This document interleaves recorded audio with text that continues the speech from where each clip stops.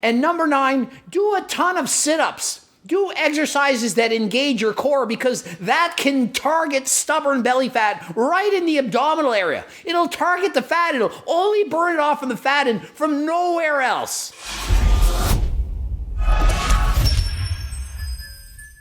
Coach Craig, and in today's video, we're going to learn all about burning stubborn belly fat. I'm going to give you the top 10 ways or things you need to do if your goal is to burn stubborn belly fat. Number 1, set realistic goals. Try to lose 0.5 to 1% of your body weight per week. If you try to bite off more than you can chew, chances are you're going to rebound the weight and yo-yo diet. Keep in mind the first week you're going to lose a lot of water weight, so it's normal to lose more than that. But if you're losing more weight than this after the first week, chances are you're losing muscle. So set realistic goals and lose the weight slowly. Right, babe? Right, babe. How fast have you lost yours? Not very fast. Zito fast. Babe. That's Allie's goal. She's like, I'll just lose it at this rate of 0 speed and I'll just keep it there. Yeah. Then I won't rebound and all's good. Yeah, right? Right. This is the smartest strategy. Seeing as 95% of diets fail, please only make changes that you can stick to. If you say, I'm only eating chicken, broccoli, and rice, I'm going to train twice a day, but you don't think you can do that for the rest of your life, don't do it. Make realistic, small changes that you can stick to, and you will lose weight and keep it off. Number 3, go get your blood work done. You may find out that you have an underactive thyroid, Hashimoto's, or perhaps you're producing lower levels of testosterone. If you have an underlying medical condition, it can make it harder to lose weight. Go see your doctor, get your blood work done, and please take the medications your doctor tells you to take. And we all know at the end of the day, it's calories in, calories out. And so what you want to do is consume fewer calories. If you go in a 500 calorie a day daily deficit, that is 3,500 calories in a week. Considering there are 3,500 calories in 1 pound of fat, a daily decrease of 500 calories will result in 1 pound of fat loss per week. But remember, you don't need to cut calories that drastically. Even a 250 calorie daily deficit results in a half a pound of fat loss per week. Compounded over the course of a year, that is a 25 pound fat loss from just diet alone. Number 5, please do your cardio. Makes it so much easier to lose weight. If you up your step count by approximately 2,300 steps, the average person who weighs about 155 pounds will burn off 100 calories. 2,300 steps, about 100 calories. The more cardio you do, the more calories you burn. But remember, don't do too much cardio right away. If on day 1 you say, I'm going for an hour jog, you are going to be so sore you're going to regret it. Start by doing short amounts of cardio, go easy, and have a goal of 150 minutes of cardio a week. If, however, you're extremely sedentary, you're very overweight, perhaps 150 minutes is too much. Start slow and over time build to doing more cardio to progress with losing weight. Number 6, and this is an important one, choose lower calorie, high volume foods as alternatives to the junk food that you're eating. If you're eating potato chips, switch to popcorn. Ice cream, protein ice cream. Whatever it is you're eating, there is a lower calorie, high volume alternative. Please find a way to make it lower in calories and be full. Ensure it tastes good and only make that substitution if it really is something you will enjoy. Number 7, and this is something everyone can do. Become a better butter burner by training harder than last time. And what does that mean? It means become better able to burn calories in the same period of time.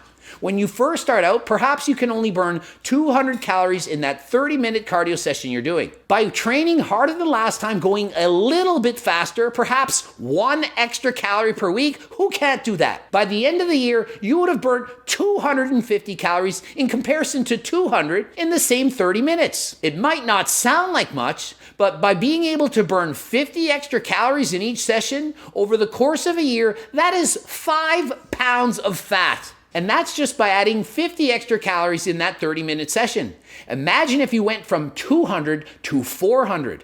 If you double your calorie expenditure, that's 20 extra pounds without taking any extra time. You're still training 30 minutes, still doing that 30-minute cardio session. but you're burning double the calories because you progressive overload and you're more fit. You have now become a better butter burner and can now burn more calories and keep the weight off for the rest of your life. Number 8, be consistent and avoid having cheat days. You might be thinking, I'll just restrict calories all week and then I'll just eat whatever I want on the weekend. You can completely unravel your entire week's diet by eating whatever you want for one day. Quite easily, you can destroy everything you've done in one meal. And so rather than thinking, I'll starve myself for a while, have a cheat meal here, refeed there, I'll bulk for this bit of time and I'll cut here, just be consistent. You can go to a restaurant and order the meal that you want, just exercise moderation. And don't go crazy, be consistent and don't eat too much on one day and not enough on the other. In the end, those who are the most consistent are the ones who are going to lose the fat and keep it off. And number 9, do a ton of sit-ups. Do exercises that engage your core because that can target stubborn belly fat right in the abdominal area. It'll target the fat. It'll only burn it off from the fat and from nowhere else. That is so stupid. Imagine believing that. The truth is, you can't target body fat in your stomach. It's going to come from where it wants to. So depending on your genetics, when you're in a calorie deficit, you're going to burn body fat, but you can't decide where it comes from. If only that were true. Most females would say, I want to be slim thick. I'm going to have no waist fat and fat in the glutes and hips. People would all target their abs. They would do sit-up after sit-up. But the truth is, sit-ups hardly burn any calories. A few, yes. But going with a slow walk with your grandma, that is going to burn far more calories than doing a ton of sit-ups. So please, don't listen to silly scam artists that think that you can target the belly fat from your abs. And number 10, take your pick, do one or the other. Get my friggin' cookbook. Low-calorie, delicious meals that will keep you full and satiated. No longer will you have to eat boring meals like chicken, broccoli, and rice. You'll eat the foods that you want, except they're lower in calories. Or get the Circle Diet book.